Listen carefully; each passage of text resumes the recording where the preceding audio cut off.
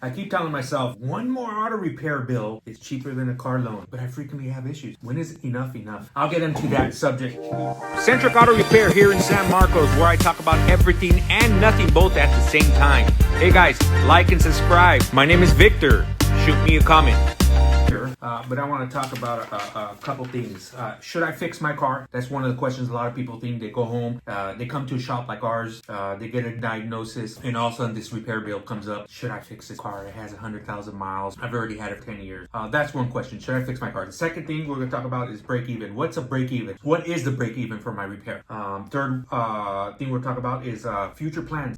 What are the future planning? How do we plan and how do we budget? So should I fix my car? So for years, I've read on this subject that people would say the value of the car if it's 50% or less of the value of the car. Okay, well, what's value? Everybody online is always saying, well, Cali Blue Book, that's your value. You got a 2010 Toyota Prius and that car is worth $7,000. Wait a minute, I paid $35,000 for that car. To me, that's worth $30,000. Just because Cali Blue Book tells me it's worth $7,000 or $5,000 doesn't mean it's worth that amount. Example, you go buy a house right now for $1 million.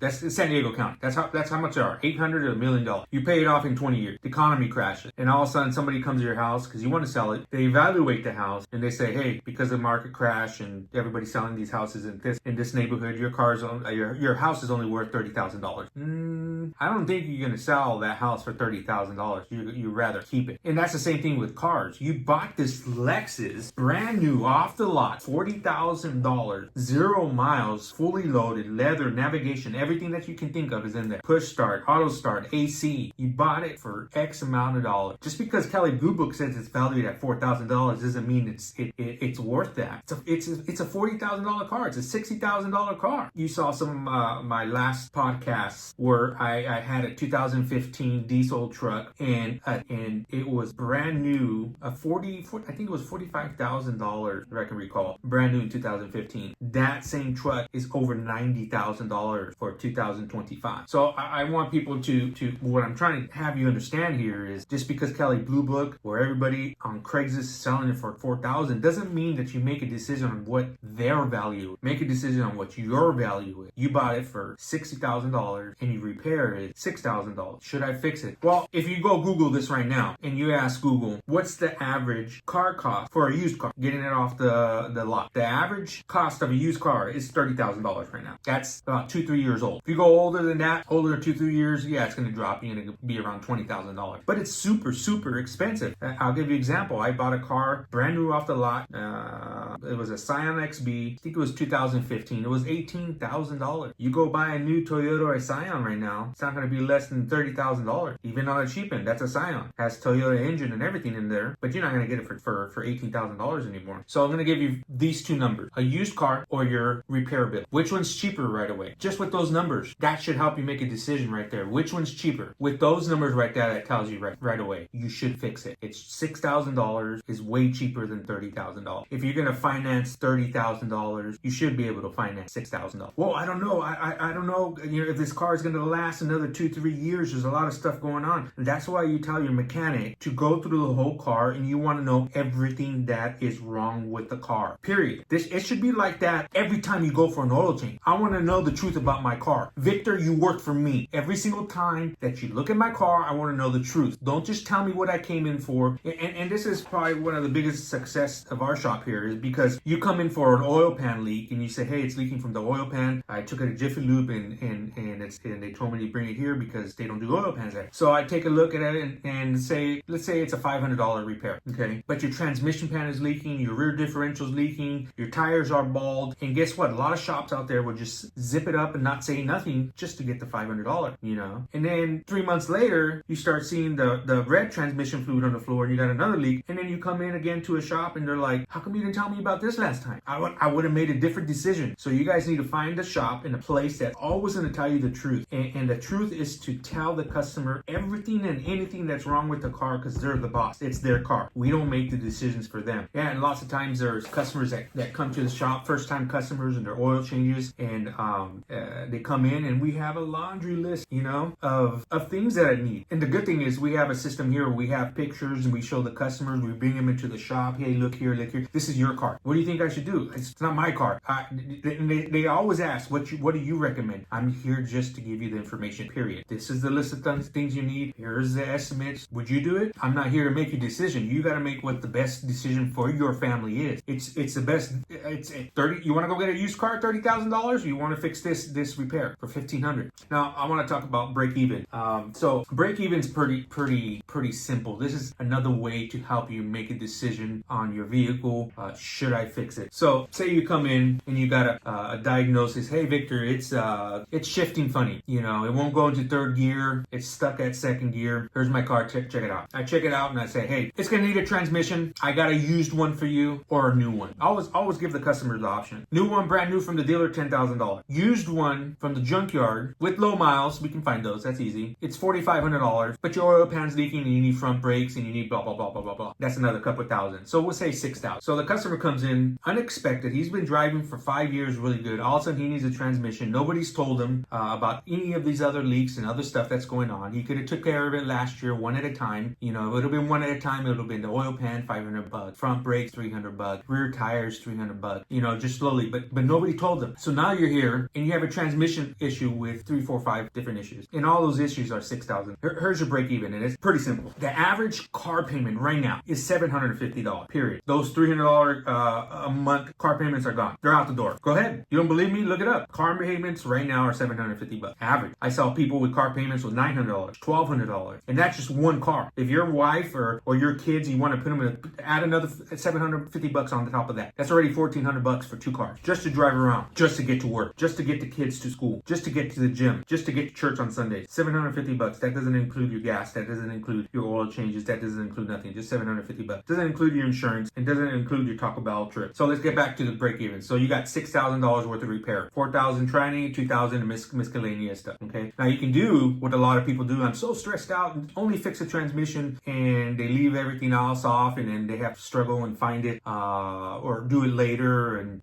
all of a sudden that tire pops in the back, or it goes metal to metal on the brakes, and then all of a sudden you're paying more just 3 months later. So back to your break even, $6,000. All you got to do is 6,000 divided by average payment $750. That equals 8 months is your break even. What that means is if you were making a car payment for $750, this $6,000 repair would be done for, and you break even at 8 months. So it'd be like you're taking a car payment for 8 months, and after 8 months you have no more payment and you got a working car. Or option B, which is for the smart people or maybe the rich. Go buy a used vehicle with $30,000. Car payments $750 times 60 months. 5 more years of $750. Does that make sense? Am I getting to you guys now? Does it make sense to make a car payment for $750 for the next 5 years versus $750 for 8 months? And that's your break even. I'm not saying that you're gonna maybe you'll finance on your credit card for 8 months. Maybe you have all the cash put away, you just don't want to touch it. But if you see your break even $6,000, you touch it, fix your car, you're back on the road, and you're good for the next 8 months, next 2-3 years. Okay, let me stop right here. This section right here. This is really important. So lots of times people see the $6,000 repair and boom, they're gone. And I know what's happening. They got to fix it, period. They're shopping around. They're going shop to shop to shop. They're calling around. They're stopping by shop, and they're looking for the cheapest place that they can afford. Understandable. I totally understand. It's expensive. There's literally probably 200 shops in North County. 200. I remember when I first opened about 16, 17 years ago. We still had the yellow pages, and I went through the auto repair section and I started counting. I stopped at 100. I stopped at 100 shops. I was like, man, there's that many in North County. When I say North County, I was counting all the way to from Poway up to Escondido, Oceanside, Encinitas, that general area. But I stopped at 100. So you got tons of options out there. But what's happening is now you got people bidding for it. Now they're trying to make it as cheap as they can, the shop to win your business. And they probably have the same sources as me, so they're calling around and they're looking for the cheapest transmission now. They're not looking for the lowest miles, they're looking for the cheapest. My transmission might cost me $2,000 cost, but they found one for $800 that has 200,000 miles on it. How does that benefit you? Whether they're trying to bid. They might use some aftermarket parts for it, or some cheap AutoZone parts that's coming from China that, hey, let me use this. It's only 20 bucks. Wait, it's only 20 bucks, but at the dealership, that's a $500 part. So now you're shopping around. I'll give you an example with tires. Okay, so you got Michelin tires that are going to last 4 or 5 years, period. I mean, good. Each tires are 300 bucks a piece, minimum. You go to a shop, a reputable shop in your area, in your neighborhood, and yeah, Michelin, we're going to sell these because we're not going to have issues. You're not going to have issues. They're going to last 4 or 5 years. No, and then that person that can't afford it starts shopping around. I found these tires. They're called Dunlop. They're only 80 bucks a piece. So I'm out of here for like 300-400 bucks for all 4 of them. And they feel like they won. So now you got cheap China tires on. They're only going to last you a year and a half, 2 years. In our brain, here's another thing. In our brain, 2 years of car mileage is a long time. So lots of times we forget, when's the last time I did an oil change? When's the last time I did a service to this? When's the last time I did tires? So in 2 years, when you need tires again, it seems like a long time. And you're out there again. Oh, let me go to the cheap place, 400 bucks, but you're spending money prematurely. So this leads into my next subject is future planning. The reason why people shop around, people look for the cheap stuff, people go to the 99-cent store, is because they're not prepared. Maybe something happened. Okay, that's understandable. Maybe something happened in their life where money's gone, finances are gone. They're going through a crisis. But let me give you a tip for the future of your car. AAA estimates that the average annual cost of car maintenance and repair is nearly $1,475. So we'll say $1,500 per month. This includes both routine maintenance and unexpected repair. For routine maintenance, like oil changes and tire rotations, AAA estimates roughly about $800 a year. Unexpected repairs can vary widely, from $500 to $600 for minor issues to $10,000 or more for major repairs like engine replacement, transmission. So annual maintenance and repair costs are nearly $1,500. We're using that number. So you get 15 divided by 52 weeks equals this amount. So that's the amount you save per month, per week, or lump it up for the month. You get paid every 2 weeks, double that price. But that's a weekly right there. Let's set aside this every week. This is just for maintenance service. That's going to include your tires. That's going to include your oil change, your wipers, all that stuff. It's not going to include unexpected repair, but this is what AAA knows. How does AAA know this? Because they have AAA shops nationwide. So the average unexpected repair cost is $500 to $600 for minor repairs. You can add that to the equation too. $1,500 plus $500 just for that year. That's $2,000. So you get $2,000 divided by 52 weeks. Here's what you get per week, and that's what you save. And guess what happens? It's real simple. You come in for an oil change. Hey Victor, you need a transmission flush. It's gonna cost $350. Guess who's gonna say yes? Is that person that has that future plan, that person that budgeted, that person that put that money aside every week for their car. They're gonna say yes. Instead of going to another shop and say, hey, this guy was gonna do it for $150, and they put some aftermarket universal transmission fluid versus a place that's gonna put your Honda specific fluid in there. You can say yes when you have it in the bank. Yes, Victor, give me the Michelin. Yes, Victor, give me the expensive tires, the good ones that's gonna last 5 years. And yes, I normally don't do alignments. I usually just buy tires because on my budget. But this time I'm gonna do suspension work, your tires, and throw the alignment on there. Yes, I'm gonna say it yes to all of it. And guess what happens when you get good tires, good alignments, good suspension? Your brakes last longer. Your tires last longer. Remember, when you're braking, you're supposed to be braking evenly. When you have bad shocks, you start jumping around, and then